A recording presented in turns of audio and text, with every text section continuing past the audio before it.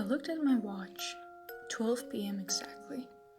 Dr. Call stepped into the waiting room and called my name with a big smile. I sighed briefly as I followed him down to the room and sat on the big chair. "Let's get started," he says with his face mask on.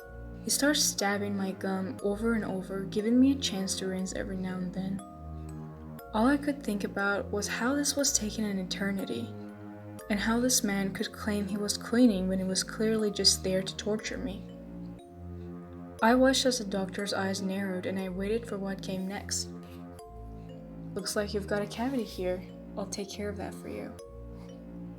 He gets a drill from his tray of torture devices and shoves an instrument in my mouth to keep it open. Blinding pain fills my mouth as the drill whirls.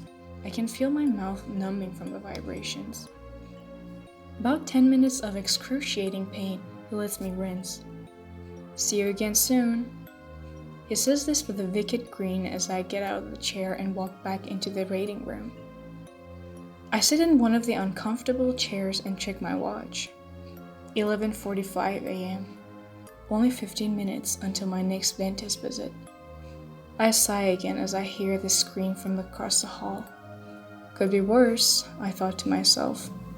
I could have been in surgery part of the hell.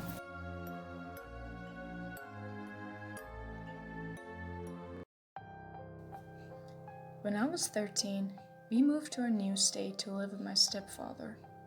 For privacy purposes, I will change the names of family members and friends involved. I've got a list of fun stories for you. This house could make a skeptic turn and run. The first day, I was alone in the house. I was washing dishes in the kitchen. My mother, brothers, and stepdad had been shopping.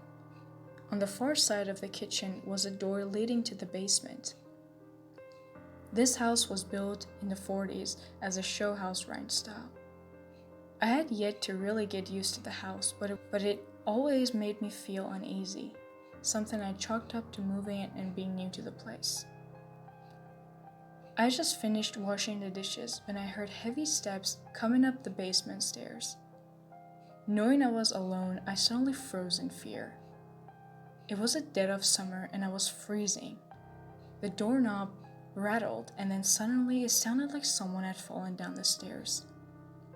I ran outside, terrified at this point that not only was a stranger in the home, but they had to have gotten hurt falling down the stairs. I was outside in pajamas, no cell phone, no idea who my neighbors were, and then, thankfully, my parents came back. I ran to their car, shaking and yelling that someone was in the house, and fell down the stairs. My stepdad laughed about it. I remember thinking how crazy this was. He was just laughing. I told him that I wasn't lying. I heard someone come up and then fall down. He just said to me, No, that was Uncle Jerry." At this point, we were all staring at him. Who is Uncle Jerry? And why did he not care that he fell down the stairs?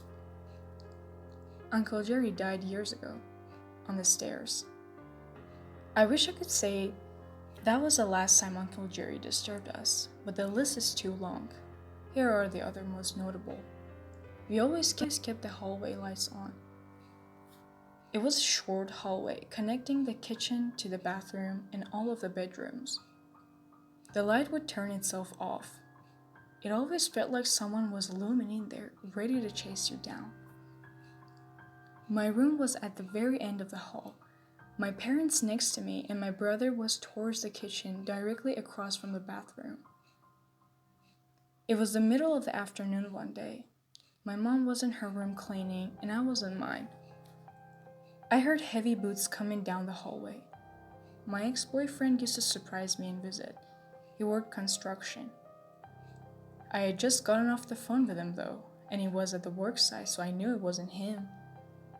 The steps got to my door and I heard my mom call out saying hi to my ex through the door. We opened our doors at the same time and came face to face with an empty hallway. She was a skeptic and never questioned our experiences again. My best friend was over during the day watching a movie. Suddenly the door started rattling and the knob was trying to turn. I had gotten used to this at this point, but my friend was freaking out, demanding to know who else was in the house because my family was away for the weekend. I told him not to worry about it, and then the doorknob fully turned and flew open. He never came to my house again after that. I wish I could say it was just these times, but every day something in the house taunted us. Things would disappear or break. It caused a lot of fighting that ripped my family apart.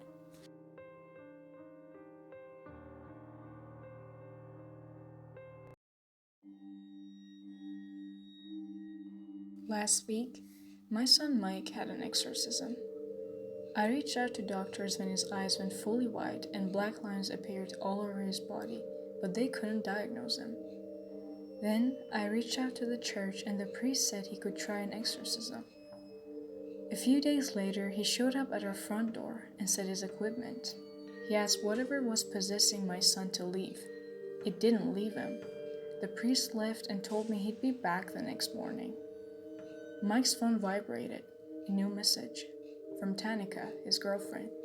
It read, "Mike, I'm so sorry for what I trapped in you. Sorry for everything. Hope she takes good care of you." She? I thought. Who's she? I read through their past messages. They were breaking up and Tanika told Mike to meet her at their uncle's cabin. That was the night Mike returned home, pale and exhausted.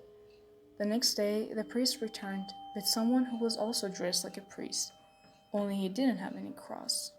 I let them in and sat down with them. The priest introduced the man to me.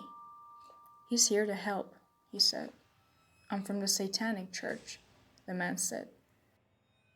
I was baffled and couldn't believe what I was hearing. "Don't be scared, your son's gonna be just alright," the man assured me. "I'm here to banish the angel inhabiting your son's body," the man said. "Angel?" I asked. The priest explained to me that priests from Church of Satan are in charge of banishing angels that possess humans, while priests from the Catholic Church are in charge of banishing demons. Why would angels possess humans? I asked. "Angels don't possess humans by themselves. They're a force with dark magic," the man told me. The first person to ever come to my mind was Tanika. It makes sense. She loved him so much she didn't want to let him go. Mike's lucky it was an angel, not a demon. I'm praying right now to God and to Satan to save my son. I hope this ends well.